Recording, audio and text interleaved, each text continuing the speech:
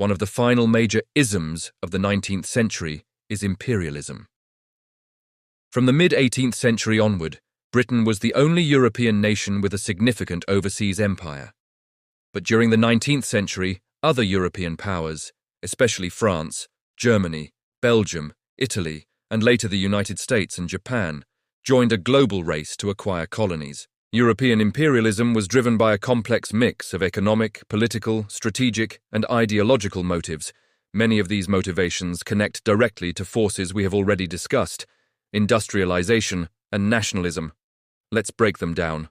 The Industrial Revolution created a huge demand for raw materials that European countries could not produce in large enough quantities on their own. As a result, they relied heavily on their colonies to supply essential resources such as cotton, coffee, rubber, tea, palm oil, and valuable minerals. These raw materials were crucial for fueling industrial production, as European factories depended on them to manufacture a wide variety of goods and support continued economic growth. Industrial nations greatly increased their production during the Industrial Revolution, creating a need for new markets in which to sell their manufactured goods. To keep factories profitable and operating at full capacity, European nations sought new buyers for products such as textiles, machinery, and other manufactured items. Colonies became valuable as guaranteed markets because local populations were often expected, or even forced, to purchase European goods. This helped industrial nations expand their economies while strengthening their control over colonial territories. Colonies also attracted European investors who saw them as opportunities to make large profits. Europeans invested money in a variety of colonial projects, including mining ventures, railroads, plantations, banks, and ports. These investments helped develop colonial economies in ways that benefited European interests, while providing investors with access to valuable resources and new markets. Because many colonial projects generated substantial profits, investments in colonies often brought very high returns, making imperial expansion economically appealing. For many European countries, empire building became a source of national pride and a symbol of power. During the late 19th century, a nation was often considered a great power if it possessed colonies, overseas military bases, a strong navy, and influence around the world.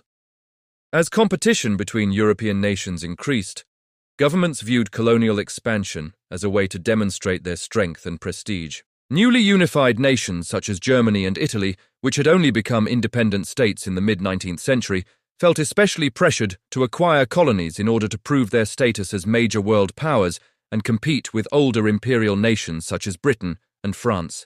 Imperial expansion also appealed to many Europeans because it offered opportunities for military glory and national prestige. Victories over technologically inferior opponents were often celebrated at home and used to demonstrate a nation's strength. In addition to enhancing a country's reputation, colonies provided important strategic advantages, including naval bases, coaling stations for steam-powered ships, and control of key sea routes.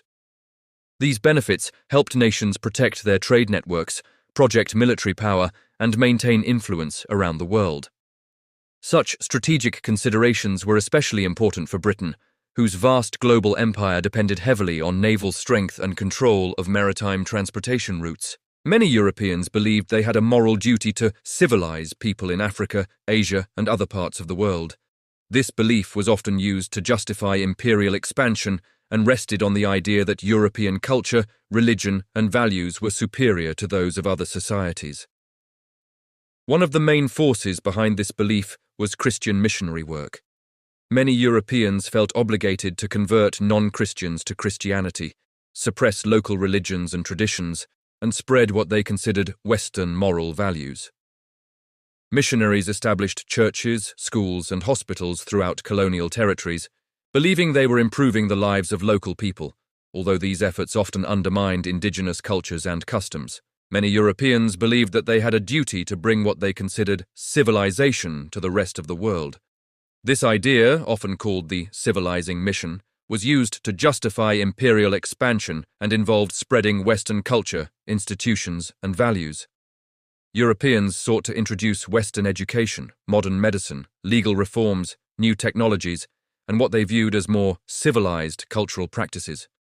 In some areas, colonial rule did lead to improvements, such as efforts to curb the slave trade, expand educational opportunities, and introduce modern sanitation systems. However, these actions were often accompanied by a deep sense of cultural superiority, arrogance, and racism.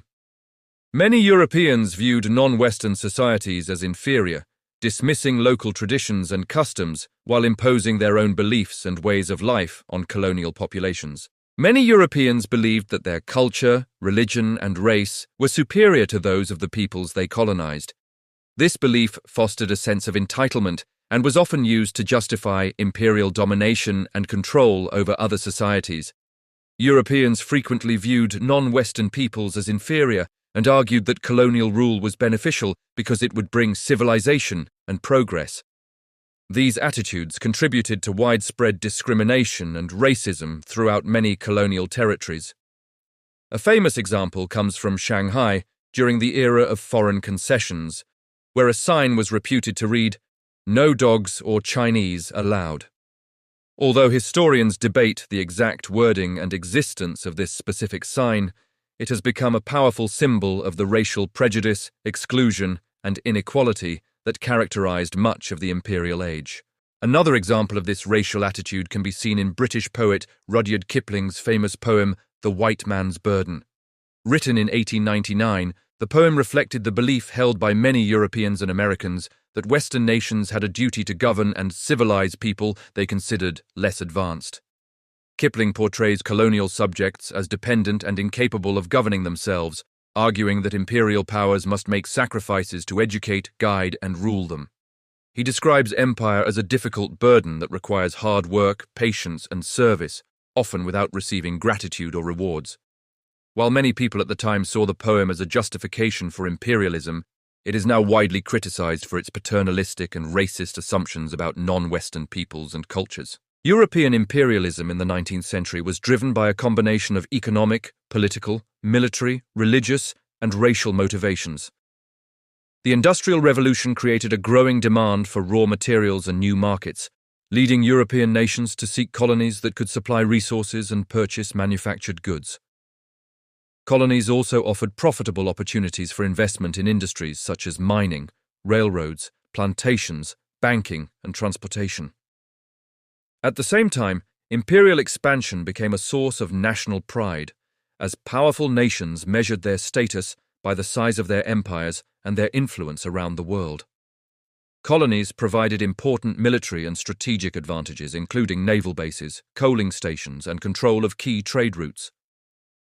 Many Europeans also justified imperialism through a sense of religious and moral duty, believing they were responsible for spreading Christianity, Western education, and modern institutions. Underlying many of these motivations was a belief in European cultural and racial superiority, which was used to justify the domination of other peoples. Together, these forces drove European nations to divide and control large parts of Africa, Asia, and the Pacific, reshaping global politics, economies, and cultures in ways that continue to influence the world today. In the next video, we will explore how imperialism unfolded in practice, including the scramble for Africa and the impact on colonized peoples.